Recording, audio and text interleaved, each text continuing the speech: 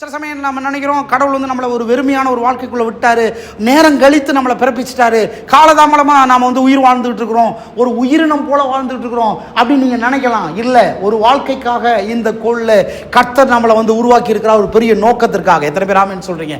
ஆமேன். இந்த கோளிலே நம்ம கொடுக்கப்பட்டிருக்கிற வாழ்க்கையில் ஒரு பெரிய ஆளுகை இருக்கிறது, ஒரு நேர்மறையான தாக்கத்தை ஏற்படுத்தக்கூடியவளாக இருக்கிறோம், ஒரு அசாதாரணமான நோக்கம் நம்முடைய வாழ்க்கையில் வைக்கப்பட்டிருக்கிறது. நீங்கள் மட்டும் இல்லை, நான் மட்டும் இல்லை, இந்த உலகத்தில் இருக்கிற அத்தனை பேரையும் கர்த்தர் வந்து ஒரு அற்புதமான டிசைனா படைச்சிருக்கிறாரு, ஒரு பர்பஸ், ஒரு அசைன்மெண்ட்டை ஃபுல்ஃபில் பண்ணணும்னு படைச்சிருக்கிறாரு. அதனால தான் நீங்கள் நானும் இன்றைக்கு உயிரோடு இருக்கிறோம், ஜீவனோடு இருக்கிறோம், காப்பாற்றப்பட்டிருக்கிறோம். ஆமென். நம்மளை நாமே வந்து குறைச்சி எடை போடக்கூடாது, நம்மளை நாமே வந்து ஒரு பிண்டம் போல, ஒரு உயிரினம் போல நம்ம நாமே சில சமயங்களில் ஒரு விரக்தியான ஒரு வாழ்க்கை வாழக்கூடியவர்களாக நான் இந்த உலகத்தில் இருக்கிறேன்னு சொல்லி நம்மளை நாமே குறைச்சி மதிப்பிட்டுக் கொள்ளக்கூடாது.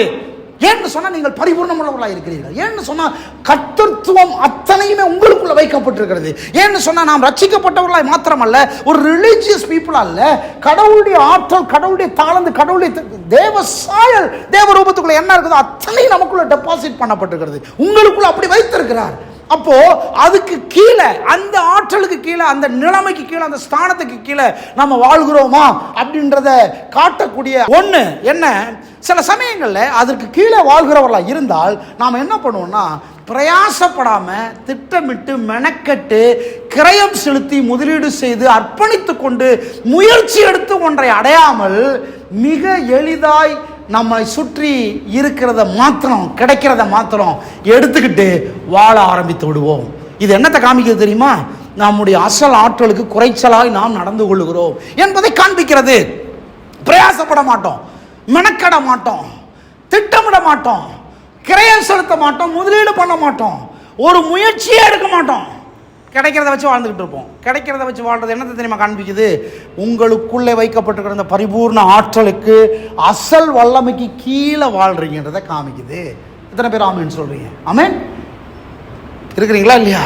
கிடைக்கிறத வச்சு வாழ்றது. நிறைய பேர் நினைச்சாங்க கிடைக்கிறத வச்சு வாழ்றது சக்சஸ்ஃபுல்லான நாலேஜ் பிரதர்ன்னு நினைக்கிறாங்க. ஹலோ, கிடைக்கிறத வச்சு வாழ்றது என்பது நீங்கள் இன்னும் திட்டமிடவில்லை, நீங்கள் இன்னும் மெனக்கடவில்லை, நீங்கள் இன்னும் பிரயாசப்படவில்லை, நீங்கள் இன்னும் அர்ப்பணித்துக் கொள்ளவில்லை. அல்லேலூயா. நீங்க பெரிய ஒரு காரியத்திற்காக நீங்கள் போகவில்லை, கிடைக்கிறத வச்சு வாழ்ந்துட்டு இருக்கிறீங்க. உங்களுக்கு என்ன கிடைக்குதோ அதை வாழ்றீங்க, என்ன கிடைக்குதோ அதை சாப்பிட்றீங்க, என்ன கிடைக்குதோ. அப்போ உங்களுக்குள்ள ஆசை வர மாட்டேன், விருப்பங்கள் வர மாட்டேன், திட்டங்கள் வர மாட்டேன், நோக்கங்கள், மெனக்கட மாட்டேன்றீங்க. ஹலோ, மெனக்கெட்டால் ஒழிய, திட்டமிட்டால் ஒழிய, கிரயம் செலுத்தினால் ஒழிய, நீங்கள் பிரயாசப்பட்டால் ஒழிய, நீங்கள் ஒரு முயற்சி எடுத்தால் ஒழிய, உங்களுக்குள்ள வைக்கப்பட்டிருக்கிற அசாதாரண ஒன்றை, எக்ஸலன்சி, இன்ஃப்ளூயன்ஸ், மல்டிப்ளை, ஹானர்ன்றமே, இவைகளை நீங்கள் அடைய முடியவே முடியாது.